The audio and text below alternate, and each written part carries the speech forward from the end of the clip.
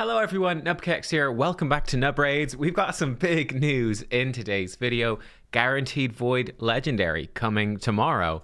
The first Sylvan Watcher fusion coming next week. We've got lots of details, lots of previews. Let us dive right in. First of all, let's talk about the summoning events coming up first. We'll talk about the fusion then after that. So two things here. Number two, first of all, there's going to be a guaranteed champion event simultaneously with this 10x. That's tomorrow, the 3rd of February, where if you pull 110 void shards, you will get chagor on your 110th void shard. So guaranteed chagor for 110 void shards. That's the wrong faction.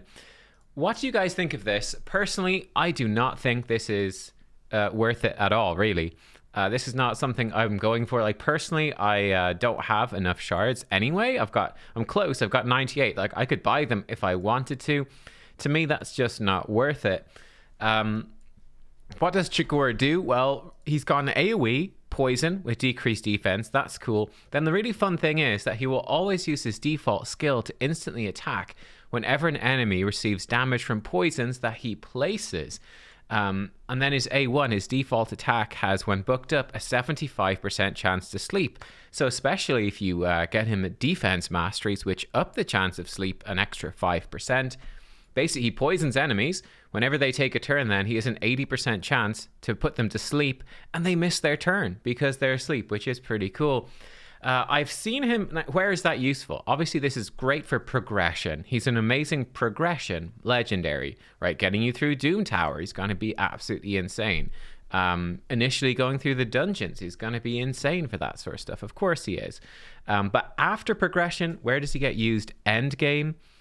Not much. I have seen some teams with him in Sand Devil's Fortress, but I genuinely don't know. If anybody knows, let me know. I genuinely don't know of any like 100% teams with chagor, 100% success rate for stage 24, 25 of Sand Devils. Maybe they are out there. I had a quick look today, and all I could find was like stage 17 teams and stuff, which is useless because we've got Godseeker teams that can do 24 and 25 fairly reasonably. I don't think the gear requirements for chagor style teams are going to be much easier than that. So yeah, that's sort of my thoughts on chagor. I'm not that impressed. I don't think late game he's going to be that good. Like, yeah, I think he can farm Nightmare Campaign pretty consistently, but I think there's probably better options. He's going to be okay for some of these dungeon progress. He's obviously great for faction wars if you're stuck there.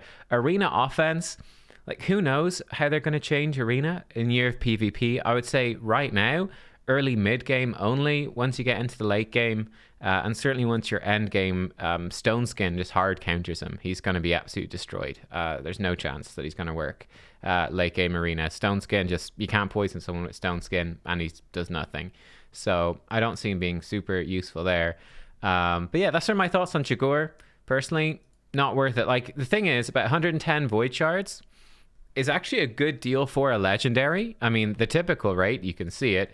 You typically get one legendary in 200 shards. In a 2x event, you get an extra legendary every 200 shards on average. Okay, so getting an extra legendary in only 110 shards, it's significantly better even than 2x in terms of the return on legendaries. But it's like, is he one that you actually want to get? For me, it's a no, not really. We'll see. Maybe that will bite me in the future, but yeah, I'm not too keen on that. And I will say, personally, I'm almost going to give up, honestly, on these guaranteed void legendaries, because unless you're buying them, unless you're buying the shards, it takes so long to save it up, and they're kind of underwhelming generally, these guaranteed voids.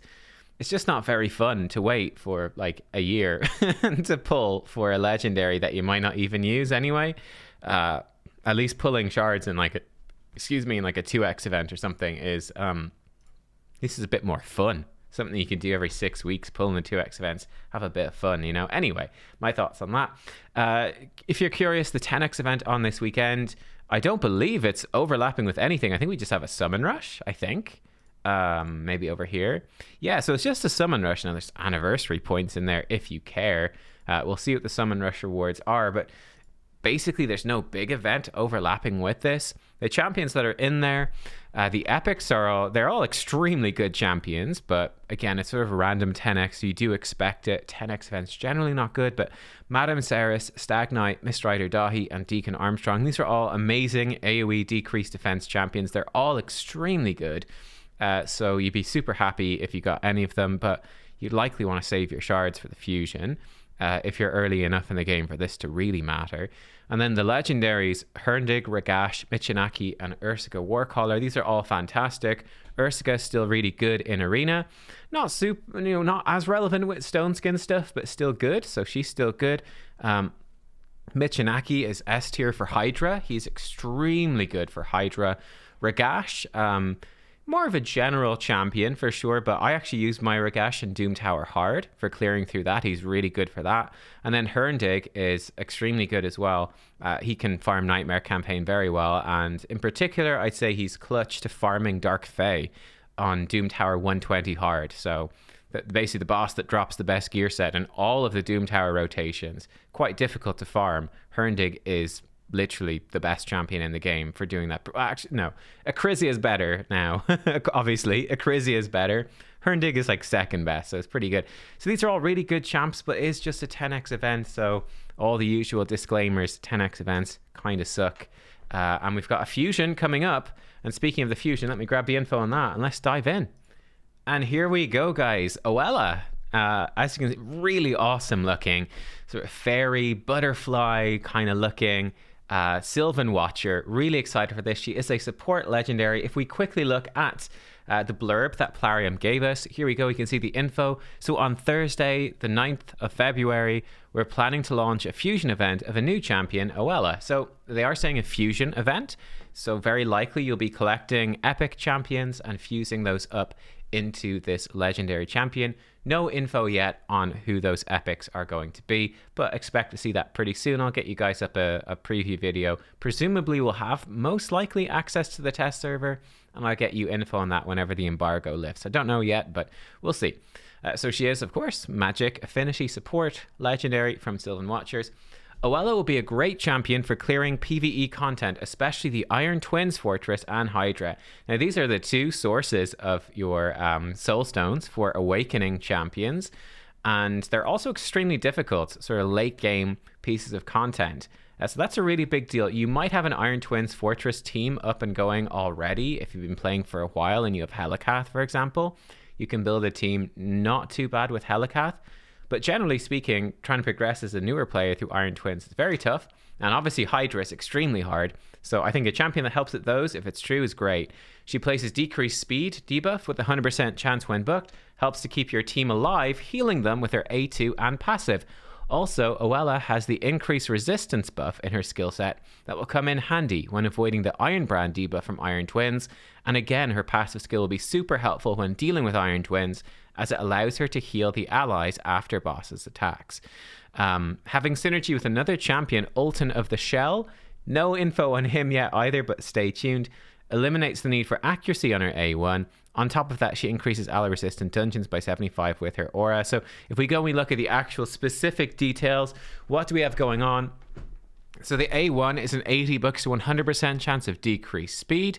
Cannot be resisted if Ulton of the Shell is on the same team. This is legendary looking, so he is presumably a legendary. This is, by the way, another reason. I guess it's not that important, but something to consider.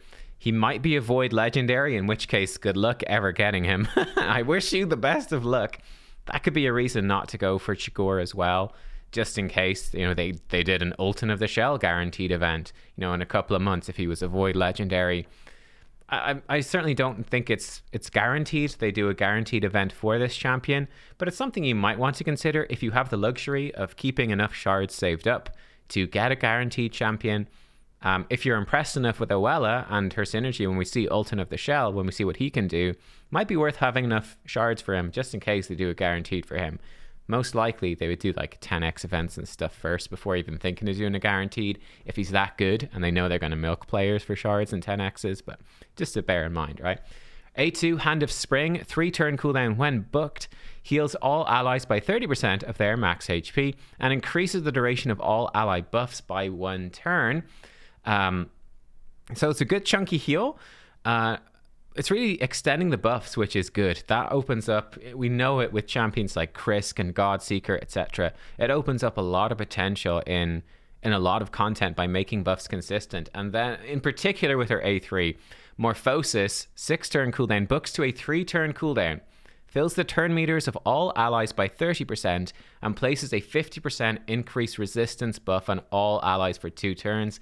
I think these moves together are extremely good. We'll come back to it in a second, but the short version is basically she goes, 3, 2, 1, 3, 2, 1. She cycles through her abilities one by one. She's going to put increased resistance on everyone for 2 turns, and then she's going to extend it by a turn. She can keep increased resistance on your entire team permanently. That is a massive deal.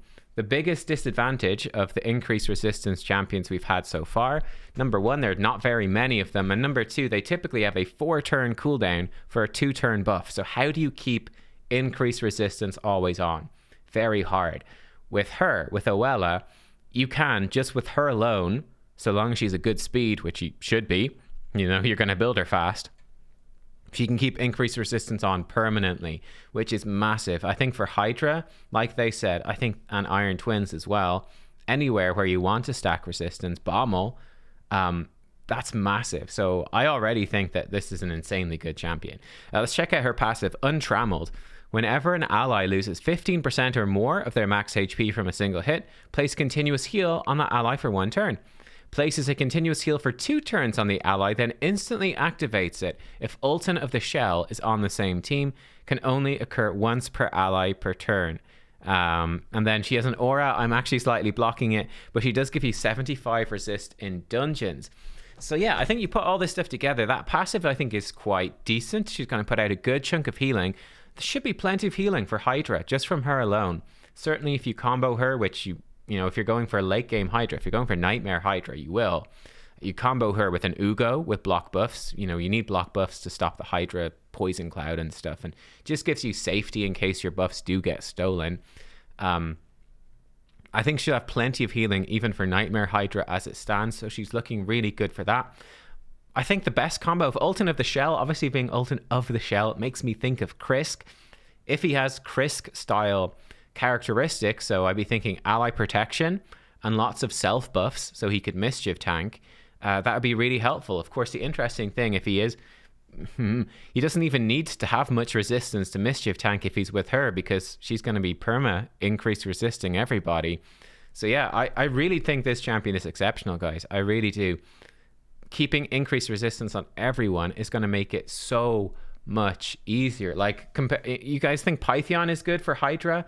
In my opinion, this champion is way better for Hydra than Pythion. Would be my initial thought. We'll play test and we'll see. My initial thought is she's way better, because you get everyone's resistance built up high enough, especially if you get a resistance aura in there. Might be a bit awkward because you might need an Inquisitor Shemael as well, so maybe that's not possible, but increased resistance, you can just resist all of the debuffs. You can resist the turn meter steal on a lot of your champions very easily. That gets pretty exciting. I do suppose that you might need your Great Hall built up a good chunk, and your Faction Guardians built up a good chunk. All the resistance you get from that does add up.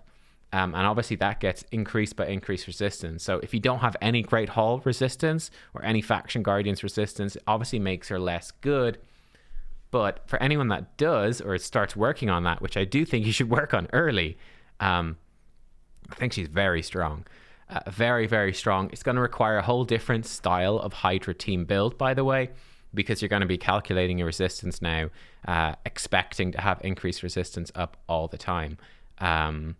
It's exciting, and you could bring in something like, if you've got them, something like a Valkyrie with a massive shield and counterattack, and it's going to be nuts, right? Perma counterattack, basically, shield that's not really going to, yeah, very strong. So yeah, there we go. This is Oella. I think she looks really, really good. When it comes to Iron Twins, yeah, I can see her being really good as well. You can actually resist the Iron Brand. You can use her aura for Iron Twins. That's very helpful. Increase resistance too. I mentioned Bommel. Bommel has a ton of accuracy. It's hard to resist this stuff. The fact that she brings in increased resistance, though, makes it fairly doable. So that definitely opens up some interesting potential there. Maybe with the Pythion plus her for Bommel, you could do some cool stuff with just the last couple of fusions when Bommel comes back around. So that's something to look at too. Could be difficult to test, might not be available on the test server. We'll see. I do think her A1 is quite weak.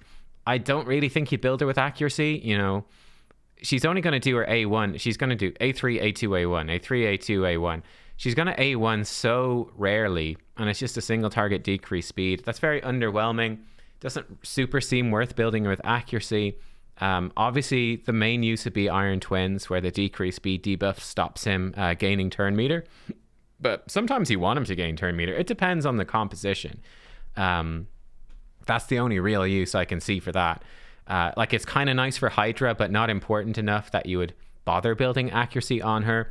Though, as a support champion, given that her resistance requirement is actually going to be pretty low, you know, you might just build her with some accuracy anyway. It's probably going to be quite easy to build her up. So that's sort of what I think, guys. What do you think? Let me know. I think this new fusion looks amazing. It is going to be a fusion, so start preparing for it. You know, could be quite tough to get this champion. She's the first Sylvan Watcher, so very appealing. Going to make faction wars a lot easier for Sylvan Watchers too. So people definitely be looking to get this champ. I'm curious to see what Ultin of the Shell will do. The February fusions always have these partner champs, you know, the Valentine's Day theme. But yeah, I think she looks great. I think the guaranteed chagor looks very unappealing to me. I'm skipping that one. Like, let me know if I'm wrong about that. But I know people really like him. People really like chagor, but late game I just don't see it. But I'd be happy to be corrected if there was like some really good Sand Devil teams. And yeah, we've got, I put the fusion, the 10x notes away, but it's obviously a really good 10x, but it's in the middle of nowhere. So again, for most people, I'd be saying skip the 10x event unless you're really close to Mercy, or you're into Mercy and you want to grab one of those. Like, if you're into your Mercy basically and you want to have a good chance, decent chance of getting one of the legendaries, still not a great chance, but a decent one. They are very good legendaries. If you don't have any of them, it could be worth a gamble maybe, but yeah. Guys, thanks for watching. I'll see y'all next time. Bye bye.